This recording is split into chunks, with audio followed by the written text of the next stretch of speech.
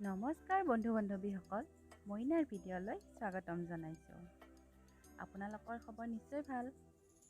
আজি মই আপোনালোকৰ লগত তেতেলী টেঙাৰ বিষয়ে কিছু কথা লৈ আহিছোঁ। তেতেলী বেয়া পোৱা মানুহ কিজানি খুবেই কম। মই কিন্তু অইন টেঙা ইমান নাখালেও তেতেলী টেঙা চকুৰ আগত পৰিলে নোখোৱাকৈ নাথাকোঁ। তেতেলী টেঙা বহুতে ঘৰতে খুব সুন্দৰকৈ আচাৰ বনায়ো খায়। আকৌ কিছুমানে মাছৰ সৈতে জোল বনায়ো খায়। মই কিন্তু অকল তেতেলীহে খাই ভাল পাওঁ। জানেনে, মই বিশেষকৈ আজি তেতেলী টেঙাৰ কিছু উপকাৰিতাৰ বিষয়ে ক'ব ওলাইছোঁ। তেতেলী টেঙা খালে কিছু ৰোগৰ পৰা পৰিত্ৰাণ পোৱা যায়। যেনে বসন্ত ৰোগ হ'লে তেতেলীৰ পাত কেঁচা হালধিৰ লগত পিচি সামান্য পানী মিহলাই খালে দেহটোৱে বহু আৰাম পায়।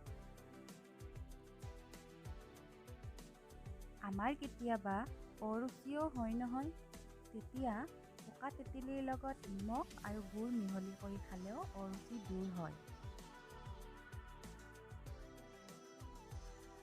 জ্বৰ হ'লে পকা তেতেলী খালে জ্বৰো নাইকিয়া হয়।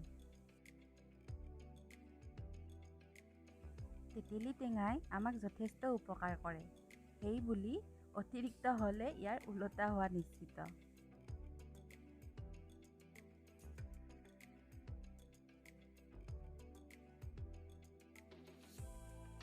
আশা কৰোঁ ভিডিঅ'টো চাই সকলোৱে ভাল পাব।